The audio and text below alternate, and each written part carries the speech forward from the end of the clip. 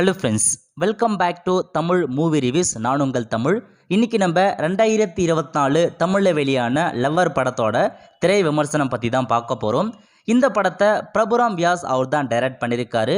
Casting பொறுத்த வரைக்கும் மணிகண்டன், கௌரி பிரியா மற்றும் பலர் இந்த படத்தை நடிச்சிருக்காங்க. இந்த படத்தோட ஒன்லைன் ஸ்டோரியை பொறுத்த வரைக்கும் நம்ம ஹீரோ மற்றும் ஹீரோயின் ரெண்டு பேரும் காலேஜில் மீட் பண்ணுறாங்க. அவங்களுக்குள்ளே பார்த்தா ஒரு சில லவ்லாம் போயிட்டு லவ் பண்ண ஆரம்பிக்கிறாங்க. அதுக்கப்புறம் காலேஜ் முடிச்சதுக்கப்புறம் நம்ம ஹீரோயின் பார்த்தா ஆஃபீஸில் ஒர்க் பண்ணிட்டு இருக்காங்க. ஹீரோ பார்த்தா ஒரு கஃபே வைக்கணும், அதான் அவருடைய பிக்கெஸ்ட் கோல்னே சொல்லலாம். அதுக்காக தான் அவர் வெயிட் பண்ணிட்டு இருப்பார், எந்த வேலைக்குமே போகாது. இந்த சமயத்தில் இவங்களுக்குள்ள பார்த்தா ஃபுல்லாக லவ் போயிட்டுருக்கும்.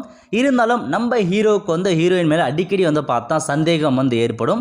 அவர் பார்த்தா அடிக்கடி எங்கேயாச்சும் வெளியே போனால் கூட ரொம்ப சந்தேகப்படும். அந்த மாதிரி ஒரு கேரக்டர் தான் அவரை காட்டியிருக்காங்க. ஸோ படம் முழுக்கவே பார்த்தா இந்த மாதிரி தான் போயிட்டுருக்கும். அவர் பார்த்தா சந்தேகப்படுவார். திரும்ப அந்த பொண்ணு பார்த்தா நம்ம பிரேக்கப் பண்ணலாம் சொல்லிக்கும். அதை திரும்ப அவர் கன்வின்ஸ் பண்ணி திரும்ப லவ் பண்ணுவார். திரும்ப பார்த்தா போயிட்டு பிரச்சனை போனார். ஸோ இதேமாரி தான் பார்த்தா படம் ஃபுல்லாக பார்த்தா போயிட்டுருக்கும். நடுநடுவில் பார்த்தா அவங்க ஃபேமிலி இஷ்யூஸ் கொஞ்சம் வரும். ஸோ இதுதான் மொத்த கதையாக கடைசியாக ஆகுது. இந்த படத்தில் ஸ்டோரியை பொறுத்த வரைக்கும் ரெண்டு பேருமே கடைசியாக சேர்ந்தாங்களா இல்லையான்றது தான் மொத்த கதையை கொண்டு போயிருக்காங்க. இந்த படத்தோட பாசிட்டிவை பொறுத்த வரைக்கும் என்னென்னு பார்த்தீங்கன்னா ஒரு டீசெண்டான லவ் மூவினே சொல்லலாம். ஸோ ஒரு சில பேருக்கு லவ் பண்ணுறாங்க பாருங்கள், அவங்களுக்கு இந்த படம் ஓரளவுக்கு பார்த்தா பிடிச்சிருக்கும். ஓரளவுக்கு அவங்க இந்த படத்தை பார்த்து மாறுறதுக்கான வாய்ப்புகள் இருக்குது. ஏன்னா சந்தேகப்படக்கூடாது அந்த மாதிரி இன்ஃபர்மேஷன் சொல்லியிருப்பாங்க, நீங்கள் செக் பண்ணி பார்த்துக்கோங்க. இந்த படத்தோட ஒரே பாசிட்டிவ் எதுவும் தான் டீசென்ட் லவ் ஸ்டோரி, மற்றபடி வேறு எதுவுமே கிடையாது. நெகட்டிவை பொறுத்த வரைக்கும் இந்த படத்தில் ஸ்டோரியை பொறுத்த வரைக்கும் அந்தளவுக்கு ஒன்றுமே இல்லைங்க. ஒரு லவ் பண்ணா கூட அந்தளவுக்கு ஒன்றும் தெரியல. ஸோ ஃபுல் அண்ட் ஃபுல் இதுதான், லவ் பண்ணுறாங்க, பிரேக்கப் பண்ணுறாங்க, திரும்ப பார்த்தா சண்டை போகிறாரு. இதே தான் மொத்த கதையாக கொண்டு போயிருக்காங்க.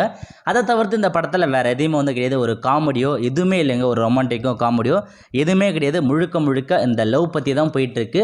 அந்த லவ்லையும் சண்டை போட்டார். இதே தான் திரும்ப பண்ணிட்டு இருக்காரு கடைசி வரைக்கும். பட் இருந்தாலும் அவருடைய ஆக்டிங், நம்ம ஹீரோ மணியோட ஆக்டிங் சூப்பராக இருந்துச்சு. எப்பயுமே நல்லா பண்ணுவார்.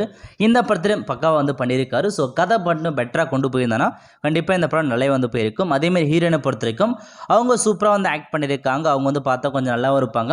அவங்களுடைய மொமெண்ட்ஸ் எல்லாமே கண்டிப்பாக நல்லாயிருக்கும். ஸோ நீங்கள் இந்த படத்தை பாருங்கள். ஓகே, ஸோ இதான் இந்த படத்தோட மொத்த ரிவ்யூ. கண்டிப்பாக ஒன் டைம் வாட்சபிள்னே சொல்லலாம். ஒரு தடவை உங்களுக்கு ரொம்ப போர் அடிக்குது, எந்த படமும் இல்லை, கண்டிப்பாக இந்த படத்தை நீங்கள் பாருங்கள். ஒன் டைம் ஸோ டீசெண்டான வாட்சபிள் படனே சொல்லலாம். ஸோ பார்க்குறவங்க பார்த்துக்கோங்க.